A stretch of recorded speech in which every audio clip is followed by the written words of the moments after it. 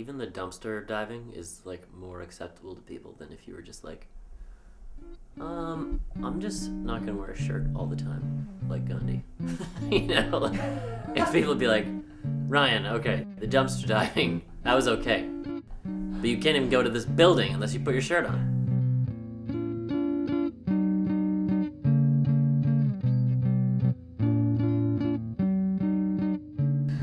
Ryan Eavy. I laugh because I feel like I tell this story all the time.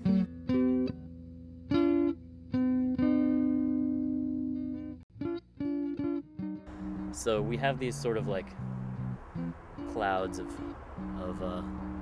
moral gray zones that we're all floating on, and I'd like to try to sort of begin to acknowledge those moral gray zones as actually wrong in some cases. When I was in Zambia, I saw how well I could use resources, how few resources I could use. Now, being back in America, I use more than my share, and I know that, and that's something that we all seem to know.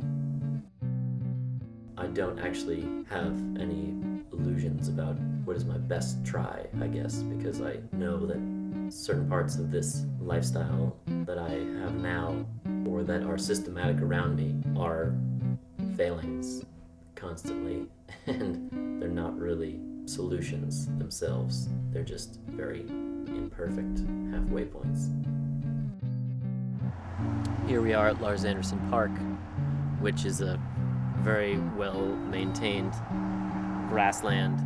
However, it's not regarded as like a place that you should expect to find food. People don't really know that a lot of this stuff is edible, and I'm just learning about it myself. So if you can see here, we've got this onion patch. A lot of people would say, well, why would I eat these if I could get them at the store? Well, that involves going to the store, and it seems as though wild foods offer a lot more nutritional value than the tame foods. So anytime I would be able to find a wild food, I would probably prefer it over the domestic food. So if anyone has any differing opinion on that, please let me know before I get hurt out here. Ryan first mentioned to me wanting to just live totally outdoors. It's like a zero impact type man, maybe 6 months ago. And it was in a very light context. But of course, in my head, I was like, I'm concerned about that. So he was talking to his friend Ben about, I'm just going to go, I'm going to do it. I'm going to live in the woods for a month. And he kind of turns to me and he's like, what do you think about that? Of course, for, his buddy in New York, it's like, cool, man. For your girlfriend who, waited for you for a long time to come back from Africa and, switch cities, and you're finally in, one place for, finally in the same area code together. That's hard. The problem is that when you're surrounded by people who consume things in a very different way, it's hard to share space, and it's hard to all agree on what to do with resources because everyone doesn't agree. And trying to make laws that fit everyone and their unique lifestyles. That's why cities, I think, are not really typically hotspots for people who want to be foraging or having goats and that sort of thing, because people go to cities to get away from certain things, and they stay in the country to stay with certain things. So it will involve some growing pains to try to create new types of cities or countrysides that can have a bit more to offer everyone regardless of their lifestyle. This is normally my supportive role.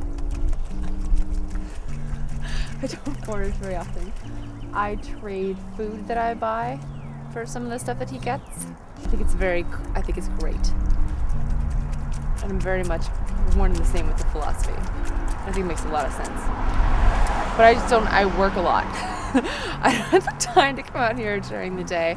or I don't make the time, or to learn about stuff. So Ryan's great because I rely on him a lot just to let me know like kind of stuff that he learns about it, and hopefully I equally trade good stuff that I do. The difference between how I feel now and how I felt 6 months ago when he first got the idea, it's just the amount of communication that we've had about it, and I feel like we've really hashed through a lot of the sort of feelings and insecurities and concerns that would go along with that, and so we're just both much more aware sort of what we'd have to do to make it work.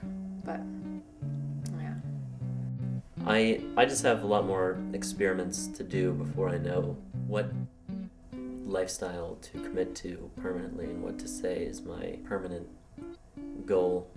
I was telling Sarah a while ago that some of the skills that I feel like I don't have, which can only be found out in the wilderness somewhere, are, I think, essential to the kind of identity that I want to establish for myself.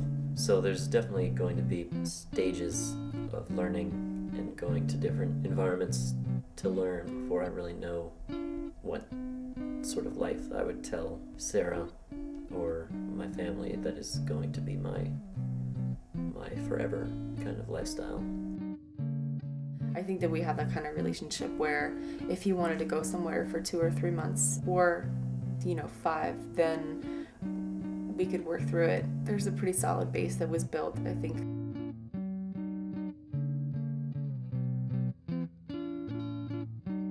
As hard as it is to deal with that, it's really fucking funny.